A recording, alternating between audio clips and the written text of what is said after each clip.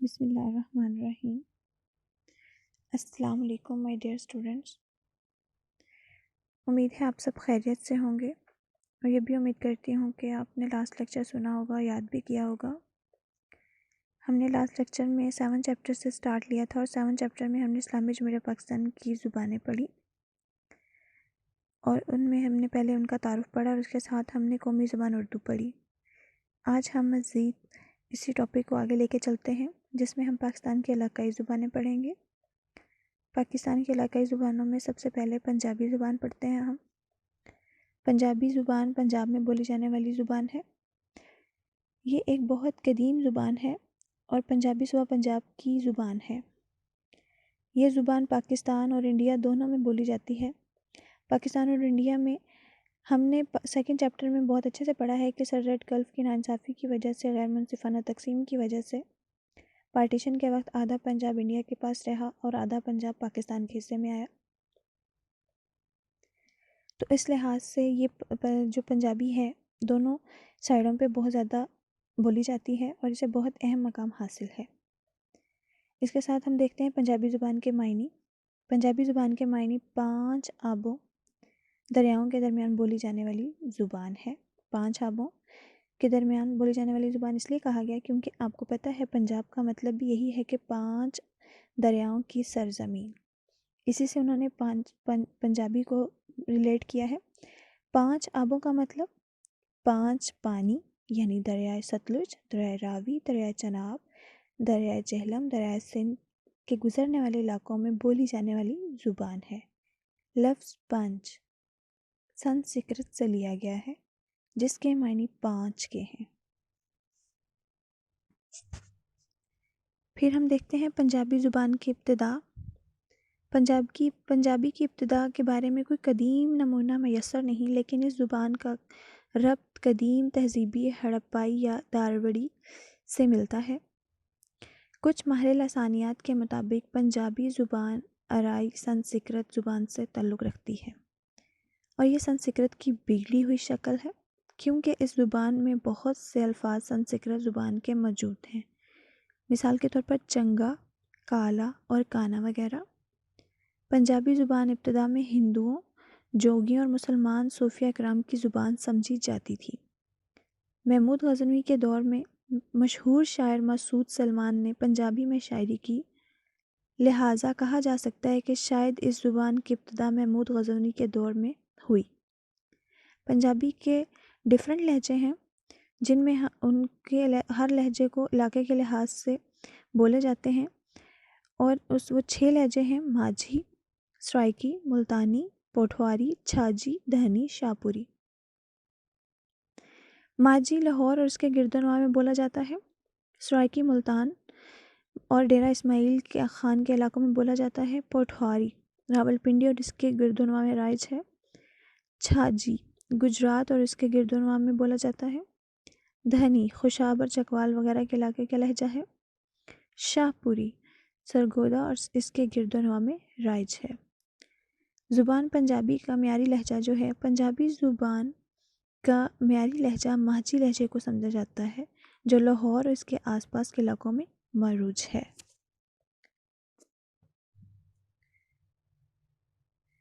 پنجابی زبان کے مختلف نام۔ پنجابی زبان کے مختلف ادوار میں نام تبدیل ہوتے رہے ہیں، جس میں البیرونی نے اسے الہندیہ پکارا، مشہور مورخ المسعودی نے اسے ملتانی کا نام دیا، مسعود سعد سلمان نے اسے سندولی کے نام سے یاد کیا، امیر خسرو نے اسے لاہوری اور آئین اکبری میں اسے ملتانی، اور بابا گرو نانک نے اسے زبان جٹا پنجاب کہا۔ بعض منصفین نے اسے ہندوی اور جٹکی کے نام سے یاد کیا۔ حافظ برخوردار نے پہلی دفعہ اپنی مشہور کتاب مصفتح میں اس زبان کو پنجابی کا نام دیا۔ اسی طرح ہم پھر دیکھتے ہیں کہ اس قصے سسی پنو میں یہ لفظ استعمال کیا، اور آہستہ آہستہ پنجابی کا لفظ عام ہو گیا۔ پنجابی زبان کے رسم الخط۔ پاکستان میں پنجابی زبان اردو حروف تہجی کی مدد سے خط شاہ مکی اور گر مکی میں لکھی جاتی ہے۔ خط شاہ مکی کے حروف تہجی کی تعداد 38، جبکہ گر مکی کی تعداد 35 ہے۔ پنجابی زبان کا فروغ کہ پاکستان کی پنجابی زبان کو کب فروغ حاصل ہوا؟ پنجابی زبان کے فروغ میں مسلمان صوفیہ کرام کا بڑا ہاتھ ہے۔ صوفیہ کرام نے پنجابی شاعری میں تصوف کو مدل انداز میں بیان کیا اور اس زبان کی تبلیغ کا ذریعہ بنایا۔ امیر خسرو کا منظوم جنگ نامہ پنجابی میں ہے۔ حضرت بابا فرید شکر گنج، سلطان باہو، بلے شاہ، مادو لال حسین، وارث شاہ، حضرت میاں میر، مولوی غلام رسول، میاں محمد بخش نے پنجابی زبان میں تصوف کے پہلو کو نمایاں کیا۔ ان صوفیہ کرام نے پنجابی میں بے شمار قصے کہانیاں لکھی اور شاعری کی۔ پنجابی شاعری میں داستان گوئی بھی اہم مقام رکھتی ہے۔ اس کے علاوہ قصے گوئی اور لوک داستانیں بھی اہم ہیں۔ ان قصوں میں اعلیٰ درجے کی شاعری کے علاوہ اس وقت کے پنجاب کی تاریخ نیز معاشی، مذہبی اور معاشرتی زندگی کی بھرپور جھلک بھی دکھائی دیتی ہے، جن میں شعراء نے پنجابی لوک داستانوں کو منظوم کیا جو کہ درج ذیل ہیں۔ لائک وارث شاہ کا قصہ 1722 سے 1798 کا قصہ ہے، ہیر رانجھا۔ ہاشم شاہ 1735 سے 1843 کا قصہ، سسوی پنو۔ فضل شاہ 1827 سے 1890 کا قصہ، سوہنی مہیوال۔ حافظ برخوردار 1658 سے لے کے 1707 کا قصہ، مرزا صاحبہ۔ اس کے علاوہ میاں محمد بخش کی سیف الملوک، مقبل کی ہیر، حسن القصص کی یوسف الزلیخا اور امام بخش کی گل زوبر شاہ بیرام عوام میں بے حد مقبول ہیں۔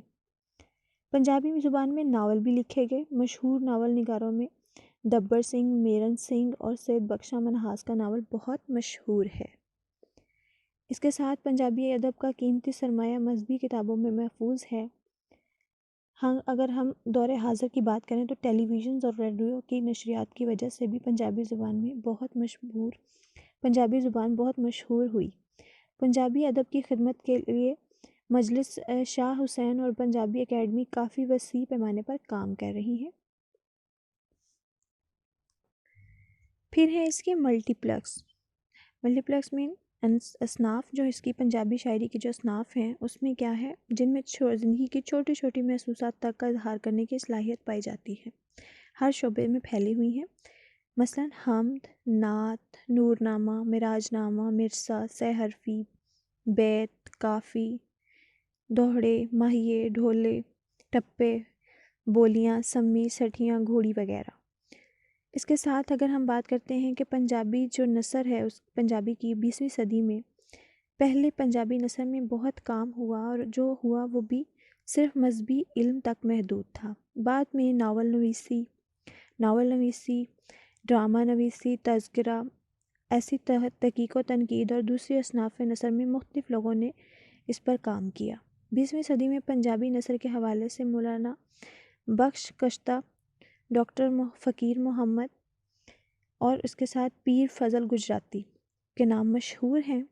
پنجابی زبان کو اگر ہم جدید دور میں دیکھیں تو جدید دور میں زبان میں خاصی ترقی کی ہے۔ موجودہ دور میں افسانے، ڈرامے، ناول پنجابی زبان میں پڑھنے کا رواج ہوا۔ پنجابی کو اسکول، کالجوں اور یونیورسٹیوں میں اختیاری مضمون کی حیثیت پڑھایا جاتا ہے۔ پنجاب یونیورسٹی میں ایم اے اور ڈاکٹریٹ کی ڈگریاں بھی دی جاتی ہیں، مطلب پی ایچ ڈی لیول تک اس کی تعلیم دی جاتی ہے۔ اس کے ساتھ ہی ہمارا کہ ہم اگر اس کی نثر کی بات کریں تو پنجابی نثر میں وطن عزیز کی آزادی کے مطابق اشفاق احمد، ڈاکٹر ہدایت احمد، شریف گنائی، احمد مظفر، افضل حسن، فخر زماں اور باقی صدیق نمایاں خدمات سرانجام دیتے رہے ہیں۔ جدید دور میں افضل حسن اور فخر زماں عبدالمجید بھٹی تار نے نثر کی عباری کی۔ جدید شعراء کرام کے نام اگر ہم دیکھیں تو جدید شعراء کرام میں پنجابی شاعری میں منیر نیازی ہیں اور اکبر لاہوری نے خاصا نام کمایا ہے۔ اس کے ساتھ ہمارا یہ والا ٹاپک اینڈ ہوتا ہے اور اگلا ٹاپک ہے ہمارا سندھی۔ سندھی میں ہم پڑھتے ہیں کہ سندھی پاکستان کی قدیم ترین زبان ہے۔ یہ زبان پاکستان کی آبادی کے لحاظ سے دوسرے بڑے صوبہ سندھ میں بولی جاتی ہے۔ اس زبان کے بولنے والوں کو سندھی کہا جاتا ہے۔ سندھی کو پاکستان کے دیگر علاقوں میں پختہ زبان کا درجہ حاصل ہے۔ پاکستان کی کل آبادی کا تقریباً 12% لوگ جو ہیں وہ سندھی زبان بولتے ہیں۔ یہ زبان آریائی خاندان سے تعلق رکھتی ہے۔ سندھی زبان کی ابتدا قبل از مسیح کے زمانے سے ہوئی اور یہ زبان قدیم ترین زبان کی ترقی یافتہ شکل ہے۔ اس کے بولنے والوں کی تعداد 1 کروڑ سے کم نہیں۔ سندھی زبان میں داروڑی، یونانی، ترکی، ایرانی، سنسکرت اور دیگر قدیم زبانیں اور ثقافتوں کے اثر نمایاں ہیں۔ تاہم یہ زبان عربی اور فارسی سے بھی کافی متاثر ہوئی ہے۔ صوبہ سندھ کے شمال جنوب وسیع علاقوں میں سندھی زبان بولی اور سمجھی جاتی ہے۔ اس کے بھی کئی لہجے ہیں ہر علاقے کے لحاظ سے۔ زرعی سندھ اور راجستھانی علاقے کے لہجے جو ہیں، سندھ کی زرعی وادی اور راجستھان علاقے میں لاڑی، چولی تھری، ساہتی، کٹھیا واڑی اور اکدی کی بولیاں رائج ہیں۔ اس کے ساتھ ہی بلوچستان سے ملکہ علاقوں کے لہجے، صوبہ سندھ کے صوبہ بلوچستان کے ساتھ جو منسلک علاقے ہیں، جداگالی، فکری، لاسی، کندھوی، نوری، چینی کے لہجے بولے جاتے ہیں۔ دیگر مستعمل لہجے جو ہیں اس کے صوبہ سندھ کے باقی علاقوں میں جو بولیاں بولی جاتی ہیں انہیں کوہستانی اور سرائکی ہیں۔ جو اس کا معیاری لہجہ ہے یہ ہے ساہتی، جو سب سے زیادہ بولا جاتا ہے اور علمی ادبی سرگرمیوں میں بھی خاصی اولویت رکھتا ہے۔ سندھی زبان اس علاقے میں اسلام کے آنے سے پہلے بھی ترقی یافتہ تھی اور سندھی لکھنے پڑھنے کا رواج تھا۔ مسلمانوں کی آمد کے بعد عربی کے ساتھ ساتھ سندھی کو بھی مکمل طور پر اہمیت حاصل رہی۔ پوری مسلم دنیا کی مقامی زبانوں میں سندھی ہی واحد زبان تھی جس میں قرآن پاک کا پہلی بار ترجمہ کیا گیا اور ترجمے کرنے والے کا نام اخوند عزیز اللہ تھا، جو کہ 1747 سے 1824 تک رہے۔ یہ ترجمہ 1870 میں گجرات سے شائع ہوا، جبکہ 1970 کے عشر میں قرآن پاک کا منظوم ترجمہ مولوی ملا نے کیا۔ سندھی زبان کی ادبی تاریخ ہے، جو ابتدائی دور ہے اس کا، وہ 1050 سے 1350 کے دور میں ادبی دینی تخلیقات میں خاص طور پر کام کیا گیا۔ یہ سندھ کی ادبی تاریخی کا ابتدائی دور تسلیم کیا جاتا ہے، جس میں حب الوطنی، عزم، خودداری اور روحانی عقائد کے موضوعات پر لکھا گیا۔ سندھی رسم الخط کی اگر ہم بات کرتے ہیں تو جس کے ذریعے وہ اسلامی عقائد کی تبلیغ کرتے رہے وہ ہیں اسماعیل مبلغین تھے، جس کے ذریعے وہ اسلامی عقائد کی تبلیغ کرتے رہے۔ انہیں مبلغین نے 40 حرف رسم الخط بھی ایجاد کیے، جس میں خواجی خط کے نام سے موسوم کیا جاتا ہے۔ آج کل سندھی رسم الخط کے حروف تہجی کی تعداد 52 ہے اور یہ عربی کی طرح لکھی جاتی ہے۔ سندھی شاعری جو ہے، سندھی شاعری ادب کی ترقی کے لیے مختلف متکبہ فکر سے تعلق رکھنے والے صوفیہ کرام نے بڑے اہم کردار ادا کیا اور سندھ میں شاعری کے ذریعے اس تعلیمات کو پھیلایا گیا۔ 17ویں صدی کے آخر سے لے کر 18ویں صدی تک سندھی ادب میں شاہ عبداللطیف بھٹائی، سجل سرمست بے شمار کام کیا اور اپنی بے نظیر شاعری سے سندھی ادب کو مالا مال کیا۔ اسی دور کو سندھی ادب میں سنہری دور کے نام سے تعبیر کیا جاتا ہے۔ شاہ عبداللطیف بھٹائی سندھی زبان کے ایک عظیم شاعر تھے۔ انہوں نے اپنی شاعری میں عام زندگی اور غریب محنت کش طبقے کو زندگی کے گن کے گائے اور اس میں انسانی عظمت کو اجاگر کیا۔ انہوں نے شاعری کے لیے مختلف انداز اختیار کیے، جن کا بنیادی مواد سندھ کی لوک کہانیوں سے لیتے تھے۔ اسی وجہ سے ان کی شاعری کی گونج پورے سندھ میں سنائی دی۔ ان کی شاعری کے مجموعے کے نام شاہ جو رسالوں ہے، جن میں سسی پنو اور بہت سی ایسی کہانیاں شامل ہیں۔ اسی دور کی ایک عظیم المرتب شاعر عبدالوہاب اور المعروف سجل سرمست بھی تھے۔ سجل سرمست انہوں نے اردو، سندھی، سرائیکی، پنجابی، فارسی اور دیگر زبانوں میں شاعری کی، اس لیے ان کو ہفت زبان شاعر کہا جاتا ہے۔ وہ صوفی صفت انسان تھے، تصوف میں واحد الوجود اور ان کا منسلک تھا۔ یہی وجہ تھی کہ ان کا شاعری کا معیار بھی بہت خاصا تھا۔ وہ شاعری کے ذریعے لوگوں کو توحید کا درس دیتے تھے۔ مجموعی طور پر ان کا اشعار کی تعداد تقریباً 9 لاکھ کے قریب ہے۔ سندھی شاعری ادب کی معروف اصناف 7 ہیں، جن میں داستانیں، گاتھے، صورتیں، بیت، وعی، قصہ اور دہاڑے شامل ہیں، جبکہ بیت، کافی، مولودی سندھی کے مخصوص شاعری کے اصناف ہیں۔ اس کے ساتھ شاعری کے ساتھ ساتھ سندھی نثر ادب میں بھی اساتذہ، علماء اور مبلغین کی اجتماعی کوششوں سے بہت سارا سرمایہ جمع ہو گیا، جس کے لیے بہت سی شخصیات نے خدمات سر انجام دیں، جن میں کچھ ہم کا ذکر کریں گے جو کہ ہمارے بک میں بھی دی گئی ہیں۔ وہ ہیں مولانا ابوالحسن سندھی، مخدوم محمد ہاشم، مرزا کلیج بیگ۔ انگریز دور میں سندھی زبان کی جو اہمیت رہی وہ مولانا ابوالحسن سندھی، جن کی وفات 1724 میں مدینہ میں ہوئی، سندھی نثر کے لیے خدمات ناقابل فراموش ہیں۔ انہوں نے سندھی کے لیے عربی رسم الخط کو بنیاد بنا کر ایک نیا رسم الخط تیار کیا، اور اس رسم الخط کے حروف کی تعداد 52 ہے۔ مخدوم محمد ہاشم 1690 سے لے کے 1761 تک۔ مخدوم محمد ہاشم نے بھی سندھی نثر کے لیے بے مثال خدمات سر انجام دیں۔ وہ بہت بڑے عالم دین تھے۔ انہوں نے فارسی سندھی میں قریباً 150 کتابیں لکھی، جن کا موضوع اسلامی عقائد کی تصحیح اور تشریح ہے۔ ان میں سے کئی کتابوں کو آج بھی دینی مدرسہ اور مصر کے جامعۃ الزہرا میں نصاب کی حیثیت حاصل ہے۔ اس کے ساتھ مرزا کلیج بیگ جو ہیں، مرزا کلیج بیگ نے سندھی میں بیگ کے نام سے بہت اہم مقام حاصل کیا۔ انہوں نے شاعری کے موضوعات پر کتابیں لکھی اور دنیا کی کئی اچھی کتابوں کی ترجمہ بھی کیا۔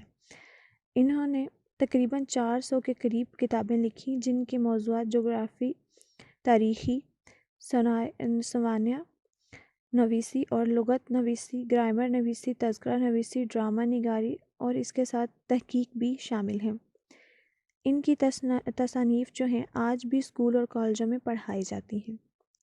اس کے ساتھ اگر انگریزوں کی غلامی کے دور میں برصغیر کی سیاسی اور سماجی زندگی میں سندھی نے بہت اہم تبدیلیاں آئیں اور لوگوں کا شعور پختہ ہوا۔ اسی دور میں سندھی صفحات کو اہمیت اور فروغ حاصل ہوا۔ کئی انگریزی الفاظ بھی سندھی زبان میں شامل ہوئے، جس کے بعد سندھی زبان کے ادب اور ذخائر الفاظ میں وسعت آئی اور پختگی ملی۔ اگر ہم آج کے زمانے کی بات کرتے ہیں کہ سندھی زبان کو آج کیا اہمیت حاصل ہے، تو جدید دور میں بھی سندھی زبان کا بہت مقام اور ترقی یافتہ زبان ہے۔ شاعری اور ادبی نثر ادب میں مالا مال ہے۔ پاکستان کے معرض وجود میں آنے کے بعد جدید افسانہ، ڈرامہ نگاری، ادبی تحقیق اور دوسری علم میدانوں میں خاصا کام ہوا ہے۔ جدید ادیبوں نے روایتی انداز کو جدید رجحانات سے ہم آہنگ کیا۔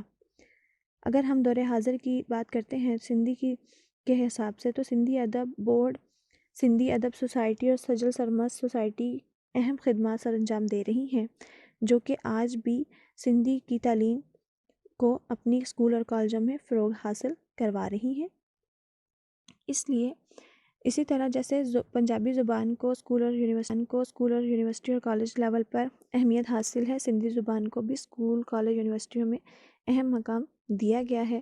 اس کے ساتھ ہی ہمارا آج کا لیکچر اینڈ ہوتا ہے۔ اللہ حافظ۔